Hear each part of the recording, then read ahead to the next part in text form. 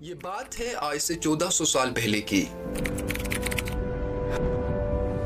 کہ آپ صلی اللہ علیہ وسلم خواب دیکھ رہے ہیں کہ مکہ کے قریب ایک شخص لمبے بالوں والا جس کی بالوں میں کنگھی کی ہوئی ہے اور پانی ٹپک رہا ہے اور وہ بہت زیادہ خوبصورت ہے.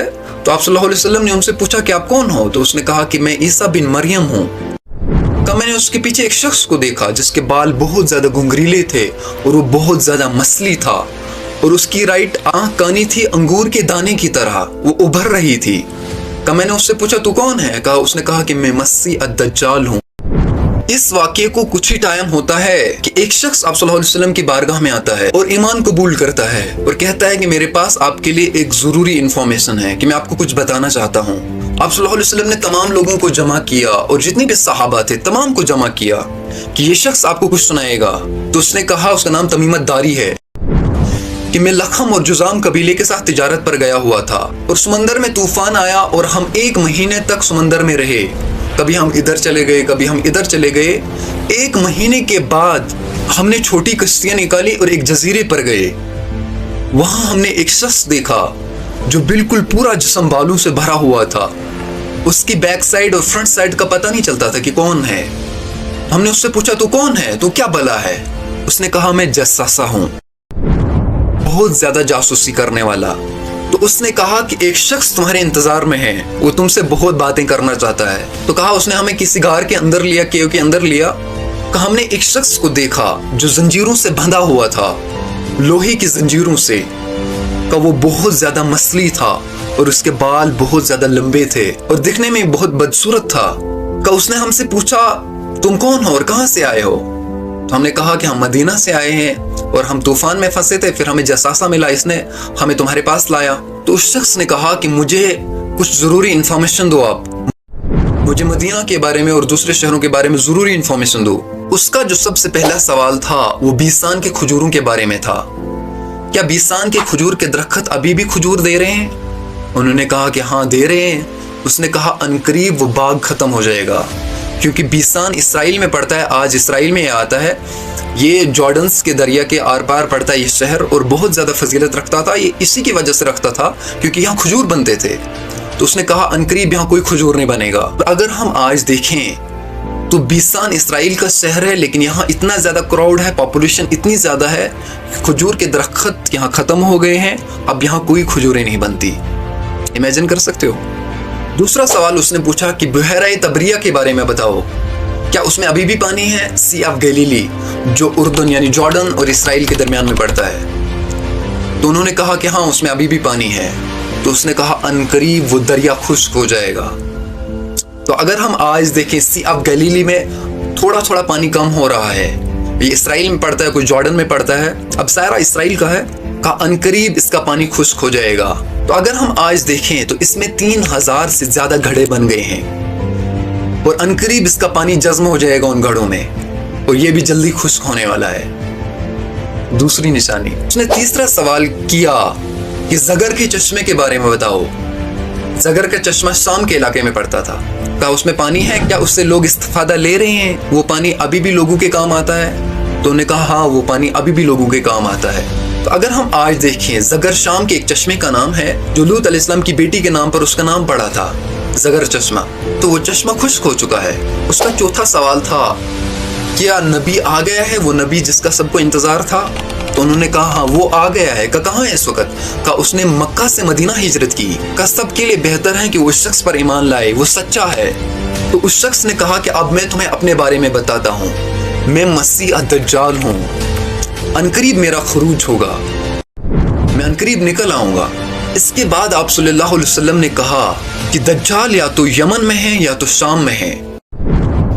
پھر آپ صلی اللہ علیہ وسلم نے فوراً بات بدلی کہ نہیں، ان میں سے نہیں ہے، بلکہ وہ مشرق سائیڈ میں ہے، وہ ایسٹ کے سائیڈ میں ہے. تو اگر ہم آج ایسٹ میں دیکھیں کہاں ہو سکتا ہے دجال، کس لوکیشن پر دجال ہو سکتا ہے؟ تو بہت سارے لوگ کہتے ہیں کہ استولا آئی لینڈ اس کے قریب ہے اور وہاں پرانا 2000 سال کا پرانا کالی ماتا کا مندر بھی ہے، تو اس میں ہو سکتا ہے. لیکن ایسا نہیں ہے، آج وہاں دجال نہیں ہے. ہو سکتا ہے اس ٹائم پہ ہو لیکن آج نہیں ہے. ایگزیکٹ لوکیشن اللہ کو پتا ہے اس کی. لیکن آپ صلی اللہ علیہ وسلم نے کہا کہ دجال مشرق کی طرف ہوگا. तो मशरिक से ही निकलेगा। एक हदीस में आप सल्लल्लाहु अलैहि वसल्लम ने फरमाया कि वो खुरासान से निकलेगा, और एक हदीस में फरमाया कि नहीं, वो सीरिया से निकलेगा। जिससे हमें पता क्या चलता है, या तो अल्लाह उसकी लोकेशन बदल रहा है कि हर जगह ले जा रहा है, या तो आप सल्लल्लाहु अलैहि वसल्लम मशरिक की तरफ इशारा करके मशरिक से ही निकलेगा। मशरिक में जो सारे इलाके होंगे, जैसे खुरासान भी मशरिक की तरफ आता है अरब से, या अस्तोला आइलैंड या कोई भी आइलैंड हो, इतने आइलैंड है कि इनका नाम लेना भी बहुत ज्यादा लिस्ट लंबी बन सकती है। इतने ज्यादा आइलैंड है ईस्ट की तरफ। अब ये सबसे बड़ा सवाल है कि दज्जाल आएगा कब? ये सारी चीजें जो हो रही है ये क्यों हो रही है? या दज्जाल आ चुका है? और ये कितने शख्स होंगे? इसके बारे में मेरा मुअक्किफ वही है जो डॉक्टर असर साहब रहमतुल्लाहि अलैह का था।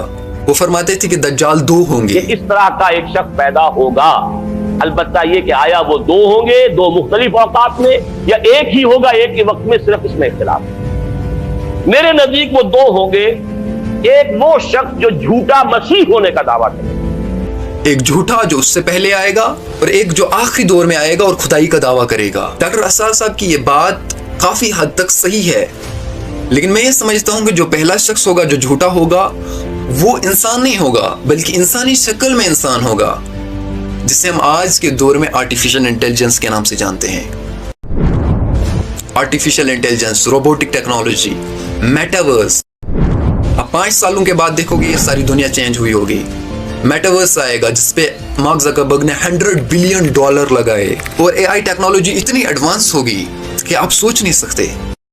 मैं समझता हूँ कि ये उनकी बेस बना रहे, दज्जाल की बेस बना रही है ये सारी चीजें। अगर दज्जाल अचानक आएगा तो उसको मानेगा कौन? सबसे पहले ये चीजें उसका मैदान बनाएगी। सबसे पहले ईमान कमजोर होगा, उसके बाद जब दज्जाल आएगा, अगर अचानक दज्जाल आएगा तो उसको मानेगा कौन? सबसे पहले ग्राउंड तैयार किया जाएगा उसके लिए, चाहे वो टेक्नोलॉजी से किया जाएगा या किसी और चीज से।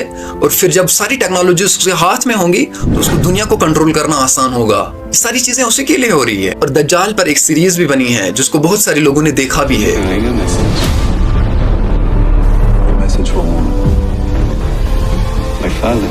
तो ये दज्जाल को इतना इंट्रोड्यूस कर रहे हैं और इसराइल इसकी तैयारी में लगा हुआ है। ये सारी चीजें हो रही है और कुछ फितनात भी उभर रहे हैं हिंदुस्तान और पाकिस्तान में कि दज्जाल आ गया है। और ये जो अमेरिका और फ्रांस है, इसका अगर हम अरबिक या उर्दू में टेक्स्ट मिला दें तो इनके आखिरी वर्ड, अमेरिका का आखिरी और फ्रांस का पहला वर्ड, ये काफिर बनता है। तो मीन्स मतलब दज्जाल आ गया है, क्योंकि उसके सर पर काफिर लिखा होगा। तो ये दोनों देश जब मिलेंगे तो ये काफिर बनते हैं। मतलब दज्जाल यही 2 देश हैं जिसे हम शकील बिन हनीफ के फितने के नाम से जानते हैं। उनका ये पॉइंट ऑफ व्यू है कि दज्जाल यही है, अमेरिका और फ्रांस। लेकिन ऐसा बिल्कुल भी नहीं है। दज्जाल एक इंसानी नुमा शख्स होगा जो खुदाई का दावा करेगा। और दज्जाल आएगा कब? आप सल्लल्लाहु अलैहि वसल्लम फरमाया कि दज्जाल आने से पहले 3 साल का बहुत सख्त कहत पड़ेगा। और आज से हजारों साल पहले कहत पड़ा था, तब बादशाह को ख्वाब आया था और यूसुफ अलैहिस्सलाम ने उसकी ताबीर दी थी। लेकिन इस दौर में कोई ऐसा शख्स नहीं होगा जिसको ख्वाब आएगा और उसकी ताबीर निकालेगा। तो कहत से सारे लोग भूखे मर जाएंगे।